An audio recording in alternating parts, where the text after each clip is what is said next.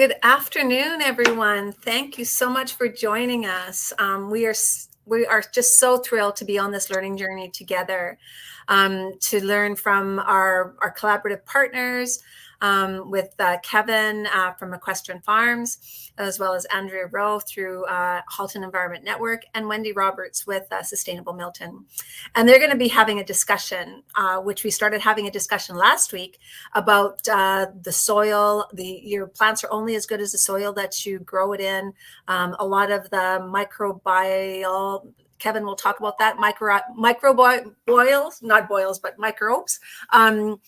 It's all a learning language for me as well. Welcome everybody to our collective. It is so nice to see everyone in this environmental collective, and really, really key for an awful lot of the discussions that are coming along. We really want to be mindful of all the things that are happening in the world, as well as making sure that we understand what food security, food sovereignty, and food safety are for our viewers. So welcome, Kevin, and maybe just take a minute to introduce yourself, and then we'll start having a chat.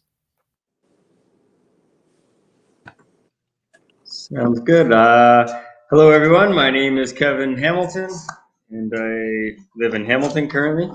I am the lead farmer at McQuestion Urban Farm. I have 20 years of organic farming experience. I rode my bicycle from Portugal to Vietnam once upon a time, gaining perspective of how to grow food without the aid of petrochemical fertilizers. And I went across Canada once and a half and Australia. So I've been doing it for a long time, and love sharing my knowledge with everybody because, our society has broken us from our connection to food and nature and all that kind of stuff. And we're all way too dependent on our grocery stores. So we're hoping to get everybody excited about getting their hands in the earth and getting more connected with nature and the natural cycles of life. And it's so rewarding. And hope there's folks tuned in. Please ask questions and comments too. Hi, everybody. So my name is Wendy Roberts, and I'm with Sustainable Milton, an organization, fairly new organization here in Milton, whose goal is to help make Milton a more sustainable community. I guess in terms of farming, I'm probably the newbie here with lots to learn. And already I've been trying to put into practice what you guys have taught me the last few weeks. I was hoping to set up in my basement, but my internet connection isn't strong enough. So I've got a few of my probably too early seedlings here, which we'll talk about a little bit later. But we're involved with a few gardens at the Italian Cultural Center here in Milton. We just set up a new community garden last year, so we're going to get that off the ground. We've been expanding a pollinator garden there for the last 4 or 5 years, and we started a native seed garden there last year. So a lot of us are just really excited, and I have to say, working with Grandmother's Voice has been just so invigorating and inspiring. So our learning curve is steep, but we're climbing the mountain. So thank you for the invites. Hello, everyone. My name is Andrea Rowe. I'm with Halton Environmental Network, and we provide climate change education to residents throughout Halton. And I'm joining you today on behalf of one of our significant programs, Halton Food, where we teach people how to grow their own food in a sustainable manner. So happy World Water Day to everyone. That is a key component of growing food sustainably, is also being aware of the impact on the groundwater and the water around us. So just wanted to mention that, and we will come back to that as part of our conversation around how we can do things in the most sustainable manner possible. So Kevin, in a moment, I will turn it back over to you to get the conversation started on today's topic and teaching us the next steps in how to grow our food in a sustainable manner. And thank you so much to Grandmother's Voice for hosting us today on your amazing platform and helping us to share the message. So Kevin, whenever you're ready, take it away. And thank you to everyone who's joining us today. All right, sorry, I'm eating lunch at the same time, but I promise I won't have a mouthful of food. Maybe a sip of coffee. Because it's World Water Day, I just wanted to reiterate some of the things that we've talked about in the last few weeks. This is $40. It's a Grow Right garden hose filter. It can go in your garden hose. Yeah, anywhere where you're getting water in your house, you can put it through. It does about 40,000 gallons or 150,000 liters of water. And it will take out all the chlorine and all that kind of stuff, because the chlorine in the water is not conducive to healthy microbes and that kind of thing. So it's always best to start them without that. If you don't have a filter, I know it depends on the municipality, but if you just put water, so I filled up one of our big water jugs and I just sit it. If you can sit it in the sun, then the sun UV will kill any microbes in that. Even if if you had water from a cistern, it'll kill any bad pathogens too. But I just do that, and then the chlorine is supposed to evaporate. So that's another way to get it out on the cheap and skinny, which is more my style, really. But if you're in rural space and you're just using well water, then you don't have to have that problem unless you're getting it filled with city water. The other thing I like to do with my soil mix, there's these things you're talking about, the microbes. This is readily available at a lot of garden centers. This is just one brand of many, but if you can find things that are inoculated, this is Mycorrhizae, it says there. And that is a type of bacteria. 80% of the plants on the planet have a symbiotic relationship with mycorrhizal fungi, and it grabs onto the roots and lives on the either inside or outside, and it creates an environment that will help break down and make nutrients readily available in that crystalline structure of your sand, silts, and clays. So it's a really great way, if you inoculate it into whatever soil mix you're using, to get the roots really growing. And your bigger your root mass is, the healthier your plant's generally going to be. Yeah, and then I'll show you, I'll just bring this over. This is the mix that we are using this year. It was a little hard sourcing stuff, but this is called Pro Mix. The bag's been ripped open, but this is premium vegetable and herb mix. You can make your own if you have peat moss around and some forest soil or some topsoil. You can mix your own. And this one actually has that mycorrhizal fungi already in it, and it is activated by water. So if you can get one with the mycorrhizal inoculant already in it, all the better. There's another product that ProMix has. The one that I just showed you already has some fertility in it as well. So some nitrogen and phosphorus in that. When you're starting your seeds, if you have the other one that is just pretty much peat moss, sphagnum, or coconut hull is another good ingredient to have, because that retains the moisture for longer. Those are good to have. If it doesn't have the fertility already in it, like some nutrient of potassium, phosphorus, and what's the other one? Why am I spacing on this? PNK, nitrogen. Nitrogen, potassium, and phosphorus, the N. Then that will help with the actual germination of your seeds. So you'll get a higher percentage of germination. Sometimes if it has that fertility, it can inhibit germination. I haven't had any real issues with that. But a lot of the pro growers that are doing like large scale seedings, like 100,000s of things, they will do it in the seeding mix, and then they will pot them up, or they will start adding fertility. The other way that you can get fertility into, so nutrients into it, is if you put compost and mix it in. I guess I'll just quickly go over that too. chicken is usually about, you want to have 7 of your potting mix to 1 part of the chicken, because that's really high nitrogen. So you don't want to put too much in there, because too much nitrogen warms the soil and it will actually burn the roots a little. So chicken is like 6 or 7 to 1, as is turkey. And then when you get down to like cow, I would probably do 3 soil mix to 1 part cow manure. Compost. So it has to be aged and broken down. You don't want to be putting manure or anything too fresh. If it smells like it's not broken down, like smells like poop still, then it's a good chance that it's got the pathogens and will be too hot for your soil.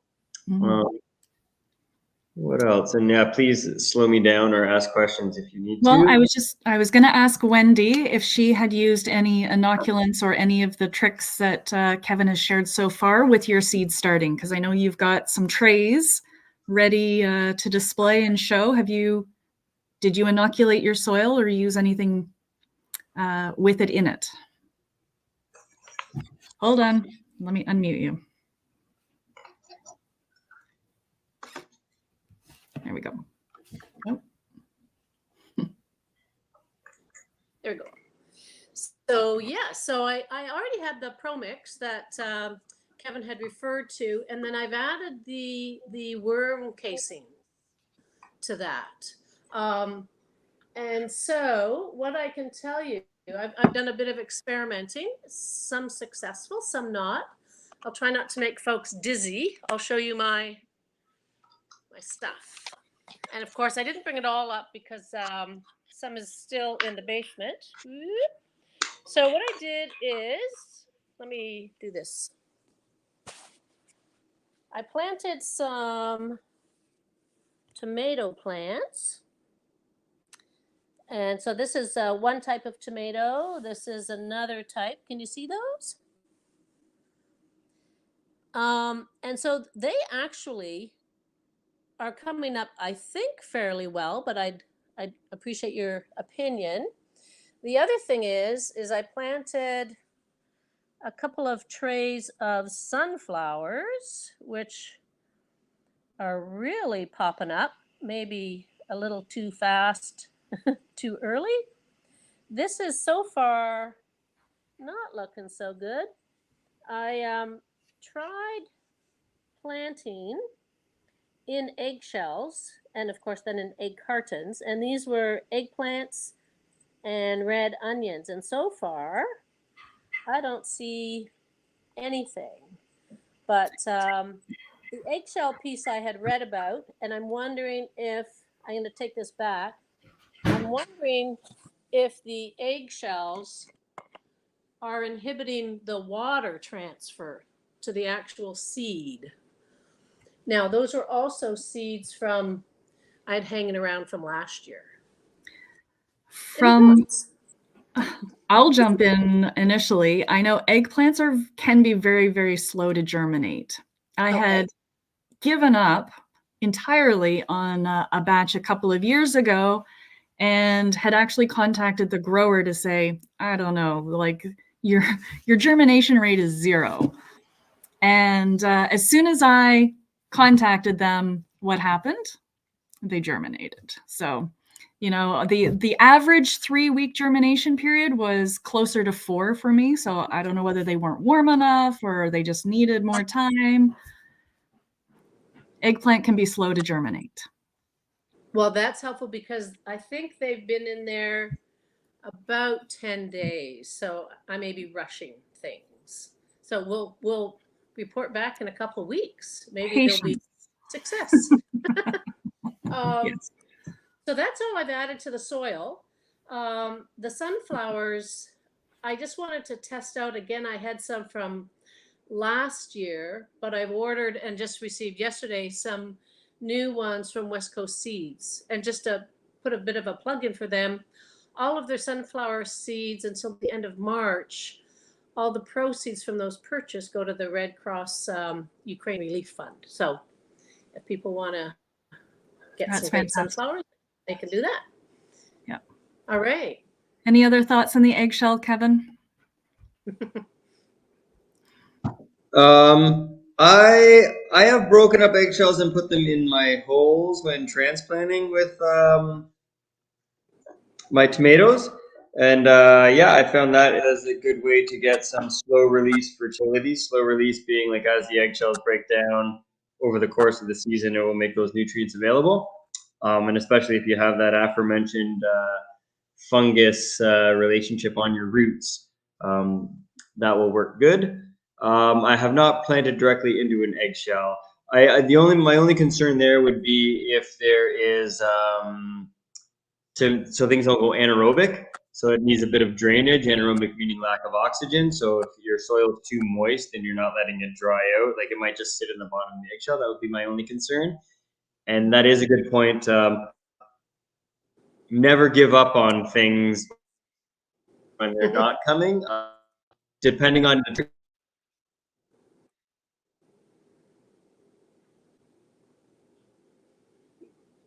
Oops. I think he's frozen there, so I will finish his sentence. Don't give up. And that's why I have started using the germination of most of my seeds on the paper towel so that I can see what's happening. Because the other problem is, yeah, if you start to poke around under the soil, then you might disturb something that is newly germinated and damage them. So it's a bit of a learning curve as you build up your skills with seed starting, to know the timing around things too, and when to throw your hands up and start over. Okay, so I'll be like patient. I think a lot of the peppers and eggplants, and I pretty much try to get everything in the 80 Fahrenheit range, like say, I don't know, it's at 22 Celsius. We're so mixed up as imperial and not imperial, but somewhere in that 80 Fahrenheit, 22 Celsius range. That is like ideal germination temperatures for almost every vegetable, and they will germinate faster. The other thing with, say, tomatoes, like when I save my tomato seed, I just put all that gooey pulp and flesh and stuff in a jar and I add water to it, and then it ferments, and all the viable tomato seeds will sink down to the bottom, and all the ones that aren't viable float to the top. And I can just skim that scum off the top and throw those away. And then I've been getting like 80% germination rates whenever I do it that way. And when I do it that way, because it's fermented a bit, it breaks down the sheath, the protective barrier around the seed. And when I plant my seeds that I've done that way, they will germinate in like 3 to 5 days. And if you just spread out the seed and let them dry and save them that way, which is not wrong, it just takes them sometimes a week or more to germinate. So yeah, temperature is a big one for germinating, and then how the seeds were saved. So I'm not sure if that's an industry standard way, the way that I do my tomatoes, and you can do the same with eggplants, but yeah, that's a good point. Because you're growing them in your basement, it might be a little bit cooler. So if you don't have a heat mat already, I would suggest getting one, especially for the eggplant. Now I have the grow lights, so I don't know how much heat comes from those. Not enough to keep the soil warm enough Okay. to reach those temperatures. So a heat mat is always a good investment. Okay. yeah, it would depend on because the lights are gonna heat the surface, but in that thought, that is where your seed is. But the whole temperature of the soil is not going to be uniformly warm. And when your seed germinates, the root goes down and before it pops up. And like the lights that we have, they're big chunky ones, and they do give off a lot of heat. If you have a halogen light, that gives off a lot of heat too. So it's a good idea to just put a little thermometer, if you have one like that you'd have in your fridge or whatever. So then you know. So I'll show you the other way if you don't want to go direct into your soil mix. And this is the easiest way I find, and then I don't have empty cells if things don't germinate. So let me see if I can do this. I'm not a professional videographer here, but so here I have a plate. Can everybody see that? So I just stuck a brown paper towel, white paper towel, doesn't matter. Not toilet paper because it comes apart. and I dumped all my seeds. Believe it or not, that is 250 eggplant seeds right there. And I put a little bit of water down, and then I dropped them on top. And I'm just going to stick another one on top of it and press it down. And so I might add water to this once a day, just when it's drying out, like maybe twice a day, depends on where it is and how warm it is and stuff. And as long as you keep that moist, and then sometimes I'll just hold the plate up like that and let any excess drip out if I put too much water in it. And the easiest way I've found, I'm always really tight on space because I do have a bigger greenhouse this year, but because I'm farming, I always run out of space. But it doesn't matter because it applies to anybody. The best way I've discovered was I have one of those heat mats that you were talking about, Andrea, and I don't know what they go for, but most garden stores, Lowe's and Home Hardware and all those, they'll sell them. If you go to seed houses, you'll get a better deal on them too. Or just type up wholesale ag distributors, and you'll get way better deals. Like the trays, a tray of 72 cells at Home Depot, I think, was going for $7, and I'm getting them for like 80 cents. So when people say home gardening, like, I don't know how people can afford to garden at home when you're paying those retail prices, or make friends with a farmer, because we always have like broken trays and stuff like that. And I mean, I'm really cheap, so I'm always cutting them in half and doing what I can with them and reusing. I mean, that's the first R, 3 R's, right? To reuse, or reduce, reuse. Where was I going? So if you have one of those heat mats, and try and find that ag supplier to get them for cheaper, I put them in a cooler, and then I stick my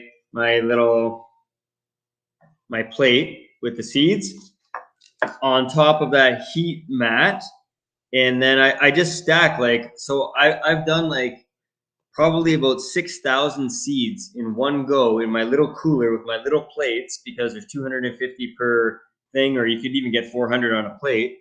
And then I just stack them on top of each other, and I close the cooler with that heat mat. And that heat mat, it heats from the bottom, and I put my thermometer in there, and it maintains about 85 degrees. And I don't really have to think about it. One problem I have run into with that method is if it's directly on the heat mat, the plates that are there dry out faster, and they can get a little bit hot. So I've just put either like an empty plate on bottom to keep it elevated off, or just like a what do you call it, tea towel, and then they won't get too hot. So yeah, and then that's the best method I have found. And then that way, when you see your little white tip come out and it germinates, and you look at them, you can put one in each cell, and then you're not going to have any wasted cells, and just bury it a little bit and tamp it down. And then at that point too, when I've put it into my seeding mix, I always mix your soil mix together and put the water through it and just massage it. It's actually quite therapeutic too, but get it a little bit moist so that there's already water in it. And then just put your seeds, like very just under the soil. And watering seems like a simple thing, but it's actually not, in that if you water too heavy, you can cause the seed to come up and float away. So you just got to be really mindful of that. And this is what I've done. Again, because I'm frugal, I like to, it's a nicer word than cheap or something else, but I just have this was I don't know, brand recognition, some kind of mineral water bottle, and I took the top off and I just poked a bunch of holes through it, and so that way I'm going to get a nice gentle stream, and it's not going to be heavy enough to disperse and move my seeds out of my soil mix. And when you have your soil mix already a little bit moist, to the point where if you pick it up, you don't want the water dripping out, like just shy of that, but nice and moist. And then when you do put your seed in water, there's less chance of it coming up because there's already some saturation in the soil. And what else? Let's just circle back to Wendy for a second. How Sure. how have you been watering your trays? Let's get you unmuted here too. Hold on. All right. All right. What I do is I take a cup and I put water in so that there's some in the bottom. And then I use a spray so that I spray the top with water as well. But it's a that's it, one of those. Yeah. Yeah. But I find that like with the lights, I probably have to water 3 or 4 times a day, either between the water in the bottom of the tray and or the spraying. Mm-hmm. Now, lights I read, or maybe somebody here had mentioned it in terms of, I think I had read it.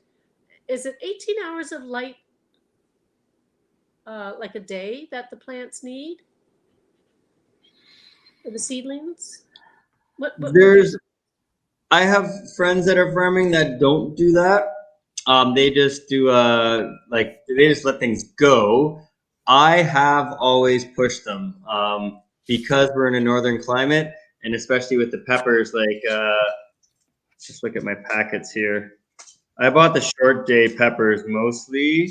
So like I have jalapenos here that are 65 days to maturity, and then these are cayennes that are 75. But some of them are up to 80 days and 70 days. So to push the plant, yes, 16 to 18 hours a day. I have left them on overnight because I forgot. And it's not really going to hurt them, but you do want to give them that dormant period. And if you do 16 or 18 hours, you will notice. And if you plant a little bit late, or the seeds didn't germinate in your plate because it wasn't warm enough, or for whatever reason, then when you do start them, if you have the ability to do those 18-hour, it will help them grow faster and catch up.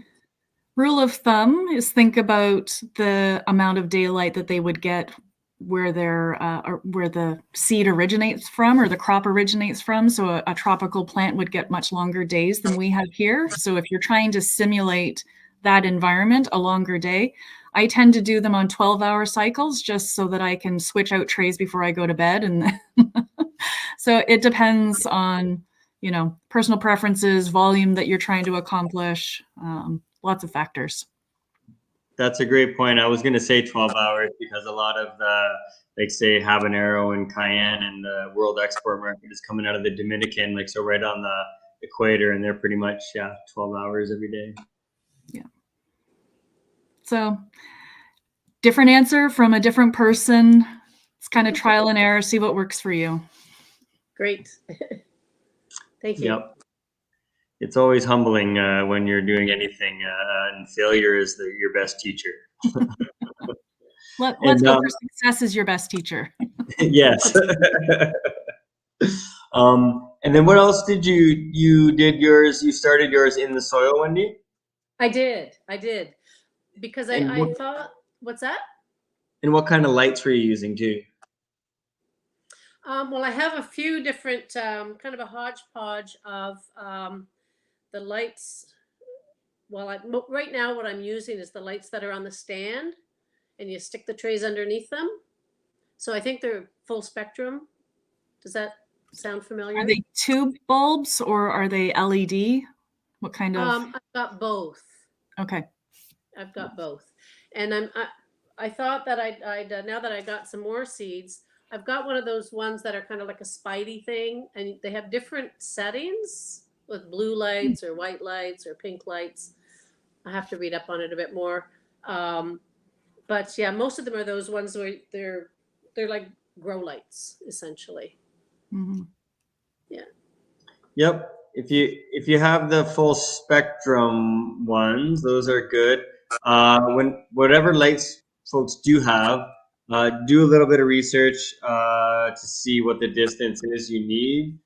With the tube lighting, like the fluorescent ones, like even if you just take those bulbs that are fluorescents that are twirl around like your typical ones, those you can still grow under, but you really have to keep your plants, the lights close to those because they won't be full spectrum, and you don't want your plant to get leggy and weak. You want a nice, thick, strong stalk. So with those, keep your lights close, like even an inch off. And then too, because they don't get hot, so even if the plant grows up and touches it, it's not going to hurt it. But yeah, and then you can just move them up, the lights up or the plants down, whatever, as they grow, so they don't get leggy. Mm-hmm. And what else did I have here? Yeah, so, and then with your watering, are you just using a watering can? Actually, what I'm using is just no, because the trays or the plants are pretty close together. So what I do is I pour it into a little cup because I'm very small scale, Kevin. And then just pour it into the tray. It takes a few, but I don't want to knock the plant over. I'll just show you guys another something that I learned last year, and I mean, I've been 20 years doing this. Hang on one sec.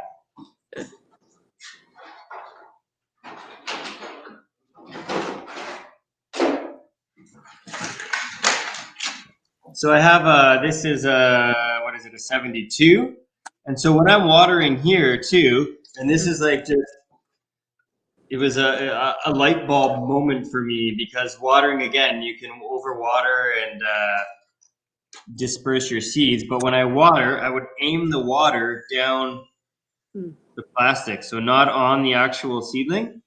And then when it hits there, it goes off in all directions to all four. So then it's not hitting directly and dispersing it. And that was like, I was like, that's brilliant, Kevin, by accident.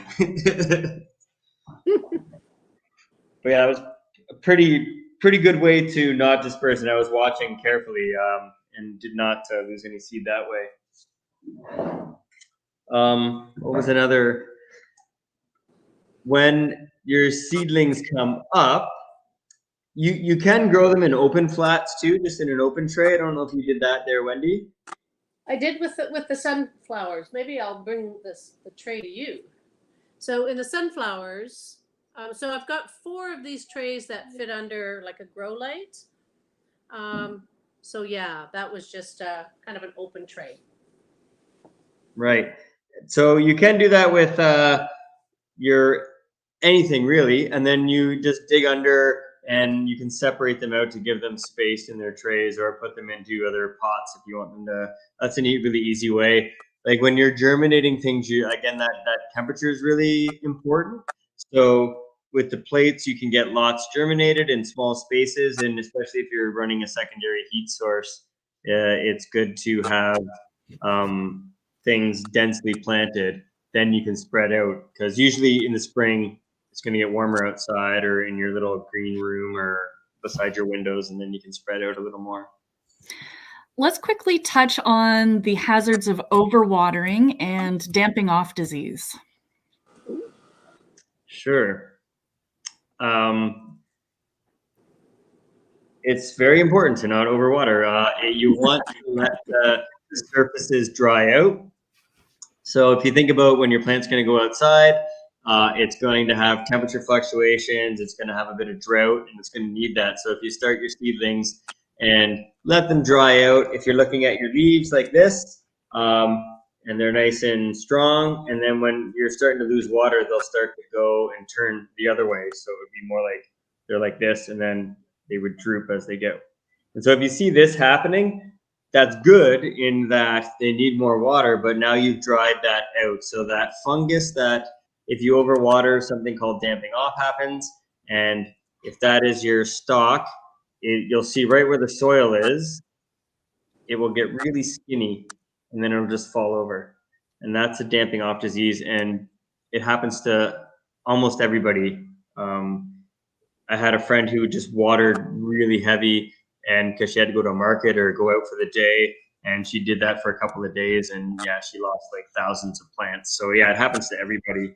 And the other way that you can remedy that, so you let it dry out a bit to the surface, and which is a little bit of stress for the plant, which isn't bad.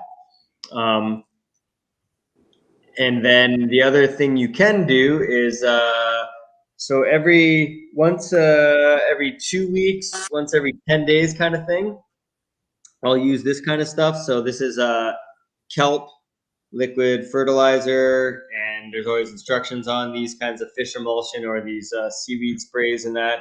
You dilute it and water with that. That gives it a bit of fertility and nutrition. The other thing that I will do is compost tea. So I have a bag, like a tea bag or something that water can go through. And I put that in water with a little air hose and an aquarium pump. This is a little more involved, but it's a really great way to get fertility.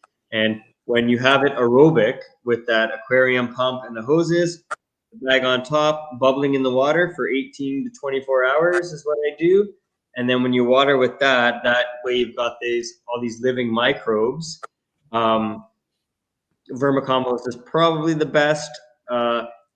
When you water with all those microbes, you're inoculating your soil, but also you've got this fungal base that will not allow that bad bacteria, that bad fungus that causes damping off to inhabit that space right around where the stalk comes out of the soil.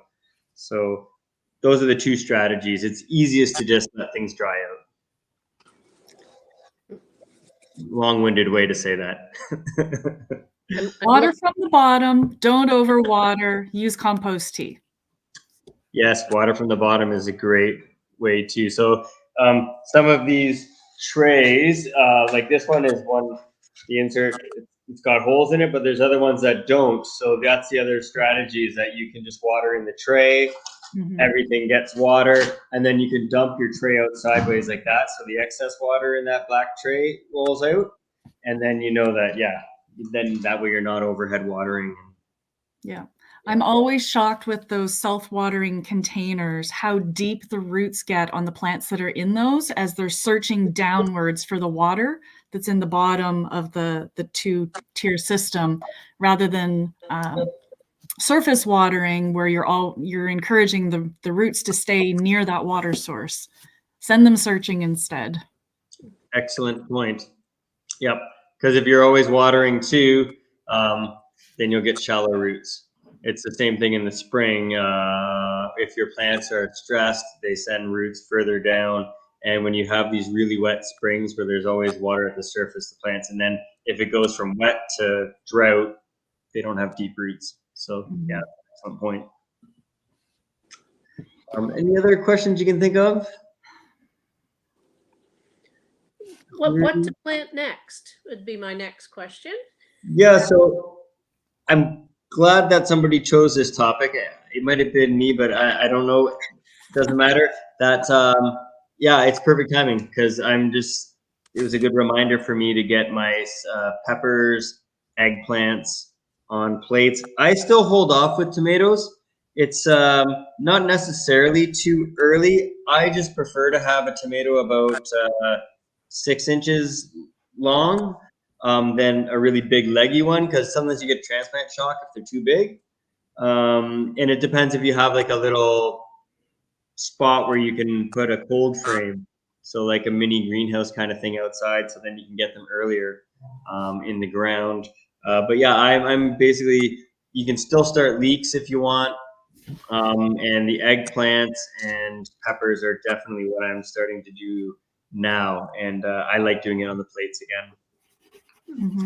Wendy, are you starting peppers? I just got my seeds yesterday. So wonderful. So I could put them on some paper towel with some plates and let them do their thing. Get your cooler handy. Yes. Excellent. Yeah. That was like such another light bulb moment for me when that was working. And again, like if you can get that a thermometer, you can get soil thermometers, and then you really know what your soil temperature is, and that's great. Or just like most home hardwares or Canadian Tires or whatever have the little thermometers you can portable and put them in and check your temperatures. It's the overnights.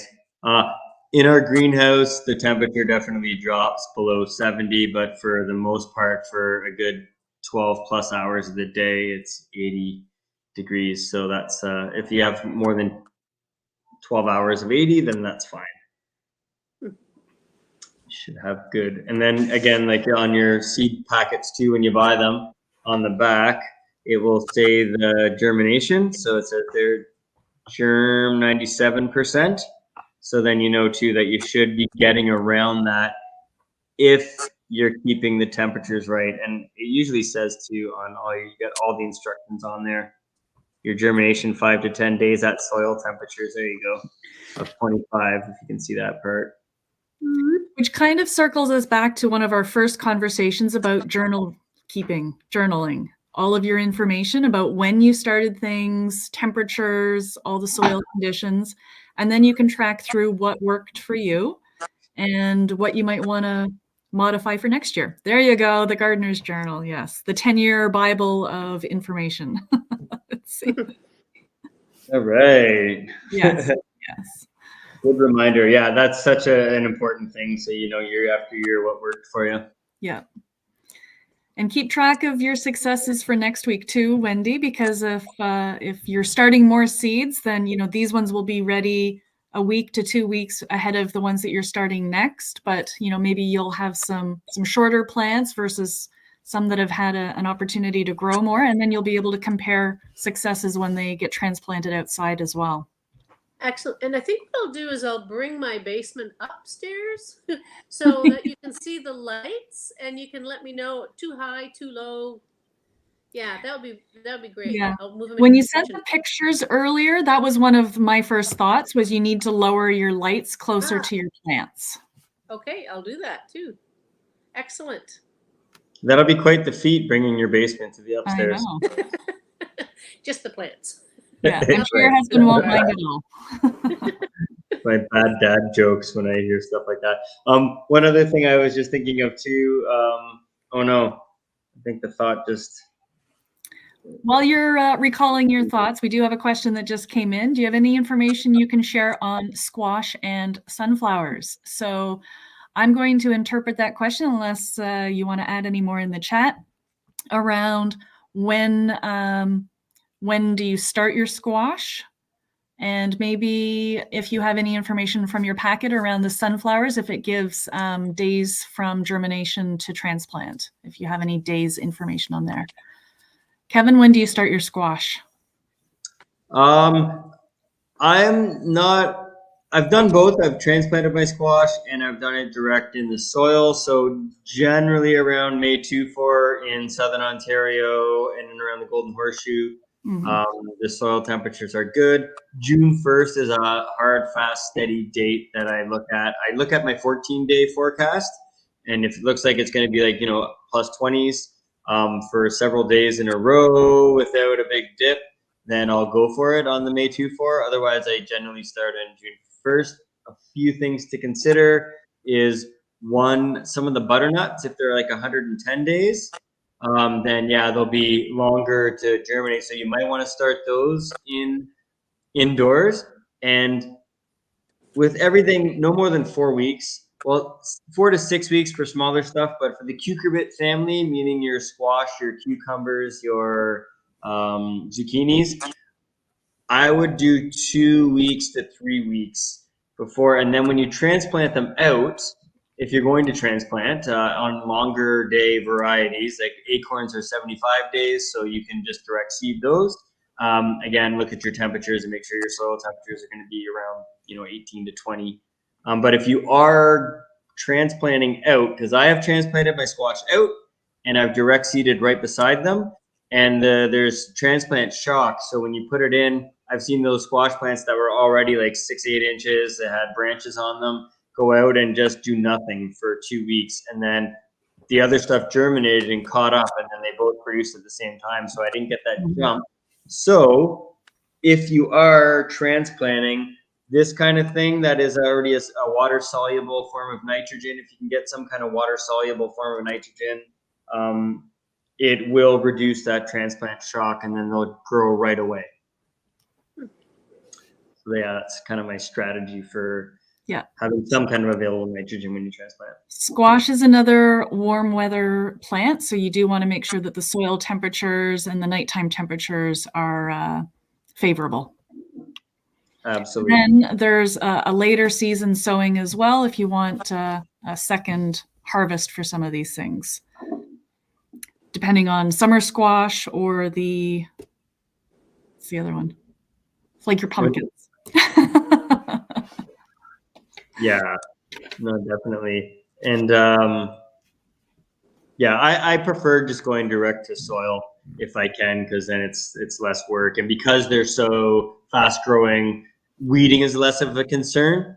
I mean, I do like to transplant as much as I can so that you're ahead of the weed pressure in that.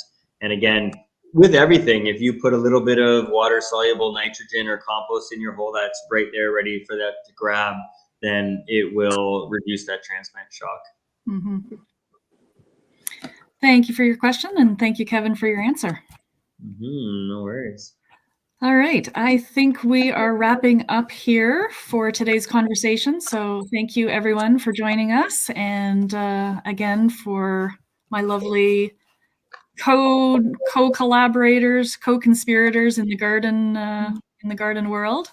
We shall continue the conversation next week and talk about the next round of things to plant. Excellent. Thanks, everybody. Thank you, everybody. Yes. Thanks. Have a good week. Bye-bye. Bye. Thanks again, everyone, for joining us.